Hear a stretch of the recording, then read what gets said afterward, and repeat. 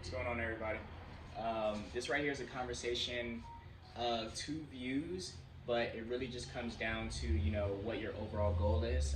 We were just actually having this conversation on which is best as far as like when it comes to fruit and the rising. So I'll let her go first and talk about what she was saying is the best to do for breakfast, and then I'll go ahead and share my opinion and The stuff. best way to eat a raw fruit breakfast. I would say, ideally, for about 3 years of eating mainly fruits, I did a mono-meal first thing in the rising. Usually a very juicy fruit like watermelon or cantaloupe, and I found that it was very easy to digest. What was your kind of consensus? Oh no, I'll tell you, but just I want you to finish. I more so know that when you're eating one meal at a time, you can absorb it very well, and it's like the same acidity in your stomach. You're not going to have any digestive issues for sure. I do very well with mono. Plus, you're definitely not going to overeat, even though it's very hard with fruit anyways, but it's very easy to tell when you're satisfied and when you're bored. You're not going to be eating out of boredom and just trying different fruits. You're definitely going to be satisfied at the right time. Plus, if you don't get all of the vitamins and minerals that day because you ate so many bananas that day and you got a lot of potassium and a little less vitamin C, the next day you might eat more oranges but have less potassium, and overall throughout the weeks, throughout the months, throughout the years, you get a lot of variety, even if you don't get a lot of variety in one day. Right, which is really, really true, because it's like, yeah, in one day you may not get all of the minerals and vitamins and stuff within one day, but collectively, the next 2 to 3 days or whatnot, you're going to get what you were missing the day before or the other days. And whatever's in season will be best for you at that time, and usually Exactly. every nutrient isn't really even best in season at that time. So. Right, exactly. So it fluctuates. Nothing's ever always a straight line. Plus, the nutrients in food are actually recommended by the standard American diet based on that.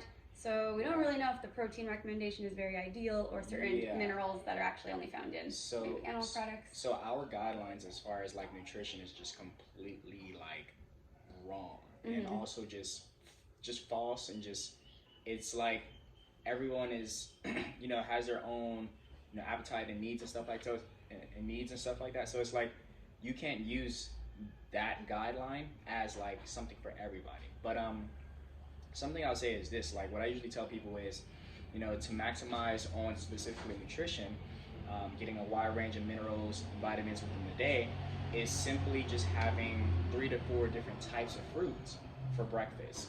But I try to tell people like, no, don't do the banana with watery fruit, because you just don't want to go that dense for breakfast, right? It's not really watery fruit, but acidic fruit with a neutral fruit like banana sweet, like dates are sweet with like orange. It's just very different digestive rates and can cause a stomach ache, basically. Well, but not for everybody. Yeah, but you see, this is what I'm talking about. Like that right there is cool, but like not every like it doesn't have to be that like specific, because ultimately we're eating the healthiest food on the planet. So like we can pay attention to the acidity and stuff like that, but ultimately like it matters to the individual. It's very subjective, but ultimately like if we're eating the healthiest food on the planet, honestly, you can overdose on this and like literally still be full. There's no health consequence of fruit. And when I first came to the tropics here and started eating like group meals kind of with Jordan and Jeremiah, I was like so against like mixing the fruits. I was so like mono-meal focused, and I would only eat like the less sweet fruit before the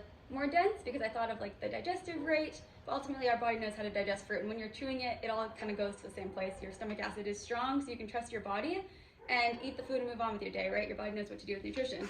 Plus, even if I thought like, oh, if I ate obviously a banana and then I ate a mango, the mango might not taste as sweet, but as you continue to eat the mango, your taste buds adjust again, you're fine. Or you can bite into a lemon or an orange and reset your taste buds. So there really doesn't need to be a rule on taste. Yeah, and I think something that's very, very important for everybody that's watching us is just to know that like, we're eating the food that we are designed to eat. Biologically speaking, human beings are actually frugivores.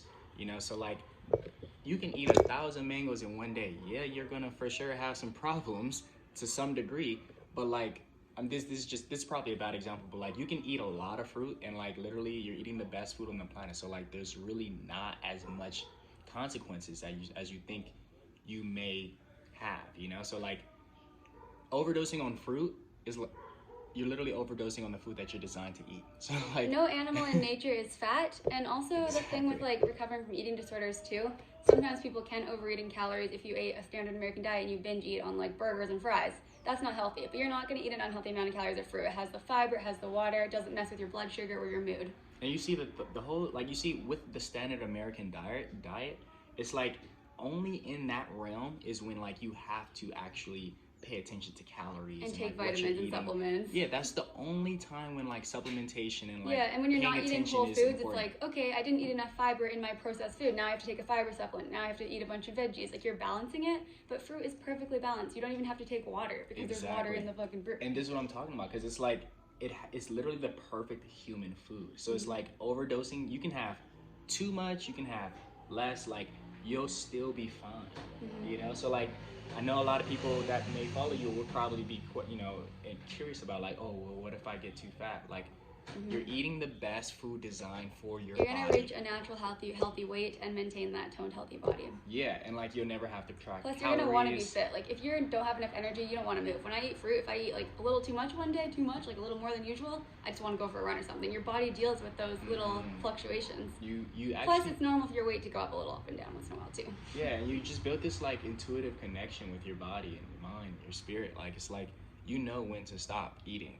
You know, it's not like you're gonna. There's not dopamine levels of like salt and sugar and oil making you overeat. Right, exactly. And also, it's like, say for example, there's like a bunch of nuts, right? Like, for example, walnuts. You're not gonna overdose on walnuts, just for example. Or like, let's say for example, guanaba nut. I mean, cherry moya. You'll get to a certain point where you're like, damn, I've had enough. And like, I now don't want anymore. My biggest fear when I first went fruitarian was like, I was so obsessed with dates. I was like, I'm so fat eating these dates, but it actually gets too sweet, and your body just doesn't want it anymore. Versus like ice cream or something that's made to not get overly sweet. And you see, the more that you have that realization, you build up this kind of like muscle mind, where you don't have to intuitive connection, where you just exactly. I call it the sweet satiety signaling, where like it's literally, you can just tell when things are too sweet that you're satisfied, or if it's sour or something doesn't taste good, you're just not hungry. Exactly. So for everybody that's watching, it's like, you may be thinking, dang, you guys don't track calories. Like, you can trust your taste buds. Your taste buds are the guide to what's healthy. Yeah. In natural food, not in processed food. Yeah, but like, now you guys know, like, you know, when you enter into this lifestyle, this is why we don't have to track calories and pay attention to the macros, micros, and stuff like that, because we're simply just eating food designed for us. So it's a balance, it's a harmony, it's an intuitive awareness, you know, that we have about, you know, our bodies and what we're putting into our mouths, and, you know, the stimulation and all of that, that makes us get to a point where we don't have to do these things that we would typically have to do when we're in a standard American diet. Nature knows, nature's got your back. Trust in nature. You are also part of nature. Trust your body. Exactamente. Thank you for watching. Let us know your favorite fruits to eat for breakfast, how you like to go about your day. Yeah, and you know, follow me on Instagram, Tropical Jeremiah. You're tagged in this. Follow me as well.